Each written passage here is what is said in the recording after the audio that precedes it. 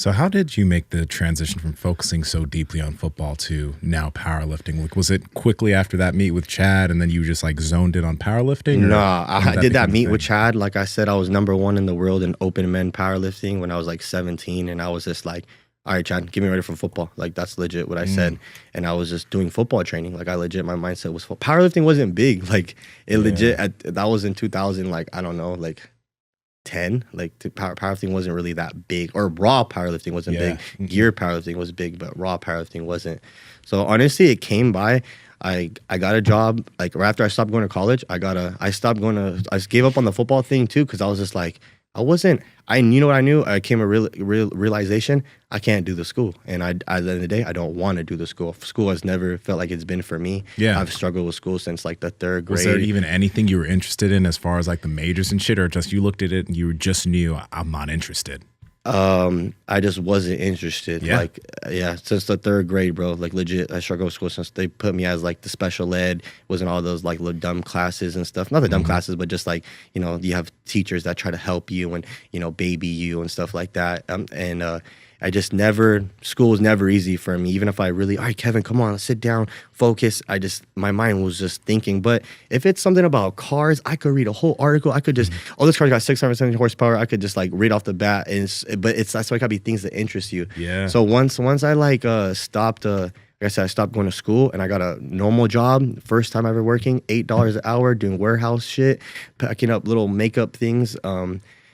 I was like, that's where I came to a realization of like, that's when reality struck. And I remember being like, damn, getting paid $8 an hour. I got my first paycheck. It was like, I remember like, after they pulled taxes, it was probably like 500, like $70 or something like that. I remember.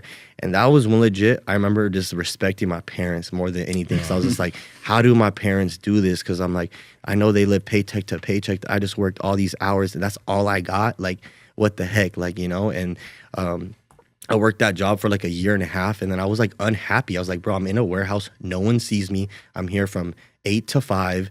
I go to the gym after, but that's the only time I see interaction with people. And I just wasn't happy. I was like, what am I going to do? It was like, what am I going to do with my life? And I was like, what am I good at? Like, I was like, I guess I'm good at this lifting shit. Like I was pretty successful. I was like, my mindset was like, I am just going to like post my lifts on Instagram and someone's going to see it and someone's going to be like, I'm going to sponsor that kid. Like, this fool is strong as fuck. And so that was all I started doing. I stopped the warehouse job and I got a part-time job at LA Fitness. And, I just was like, legit, I was like, all right, I don't want to be a warehouse. I like the gym, so I want to get a job at the gym. So I got a job at the gym, and they put me in like sales. I sucked. I didn't know how to do sales. I would scare people coming up to people, bro. Like, you're like, dog, you can't go up to people like that. I'm like, how do I go up to them? Like, you know, and so I learned how to be nice and sales. And bro, I would be out in parking lots selling memberships, like on a piece of paper, like, oh yeah, can I have your debit card, your credit card? I'm gonna go back and sign up. You'll get an email. I'm like, I would never trust a kid to do that. Like, what the hell? You know, I was thinking too, when they give me the card, I was like, bro, should I just buy car parts or like, you know, should I just, this could be my last day of the job, like, you know? But I was just like, you know, when I never did it. And so I did that. And like I said, I sucked. But I got good. Like, I got good at sales. I started selling membership every day and I started working a lot. I saved up. I bought my little Mustang, $4,000. I was like, man, this is cool. I'm making money. But then same thing, not happy. I'm like, bro, I can't train. I'm always tired. I'm in a sales position. I work way more than just like 8 hours because you're in sales. You're trying to make memberships. Yeah. So I'm like, I'm training, but I'm tired. I'm not getting the best results. I would do comps, but like, Power Project family, how's it going? Now, we like to look good in the gym and out of the gym. That's why you always see Mark and I and Andrew is stepping up on the short game, wearing shorts from Vuori and clothes from Vuori. And honestly, the #1 compliment that I've seen, that I've gotten, and even Mark's gotten, is, damn, your butt looks good. And that's because, well, the clothes we wear make our booties look delicious. Andrew, how can they get it? Yeah, you guys both have pretty big wagons. You guys can head over to vuori.com/powerproject. That's VUORI.com/powerproject to receive 20% off the most amazing apparel that looks so good inside and outside of the gym. It's going to make your ass look fat, and your ass will look fat. Links to them down in the description, as well as the podcast show notes. God damn it. That's a good one. That's a good one. Make your ass look fat. like I don't know. I just feel like I wasn't like, I mean, I was still doing good in comps, but like I just feel like I couldn't put my focus on it. And so like I said, I quit LA Fitness, and then I got a part-time job at 24 because LA Fitness was like, they only wanted like full-time. And so I just focused more on training, and like legit my mindset was like, I'm going to work so hard, someone's gonna come across my profile and be like, I need to sponsor this kid, or this kid has like what I need.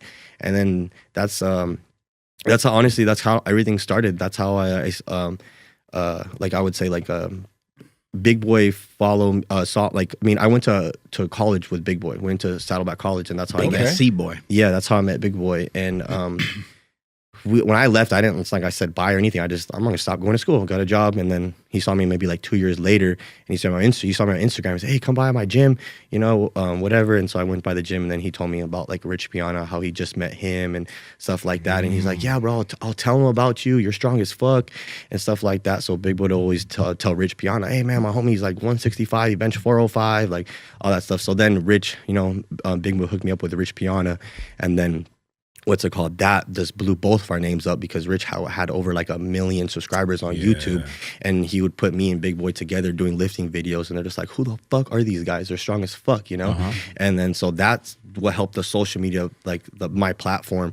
But it was like a constant grind. Like and I remember Rich being like, you gotta post every day. I remember being like, post every day, that's like a lot. Like now people are posting like crazy, you know. You're posting like multiple times a day. Yeah, multiple times. So he would always like, you gotta post. So that's kind of like when that transition happened, like the whole powerlifting. It happened really fast because like I said, like I was already powerlifting when I was 17, and then like I said, once I got like it started getting bigger because social media, like legit all the social media. And then so like I said, once I got that part-time job, I was like, I just want to focus on training. Like legit, I feel like that's all I know. Like all I know is hard work. All I know is like training for something, you know, football, wrestling. Even when I wrestle, I would just run, do sprints. Like I truly enjoy like training for something. That's why like we were talking about like I said, I could like MMA, like fighting. Like there's no other preparation like that. That's just like your cardio, like everything, your strength, your like everything. So like what I feel like I'm addicted to or whatever is just like training for something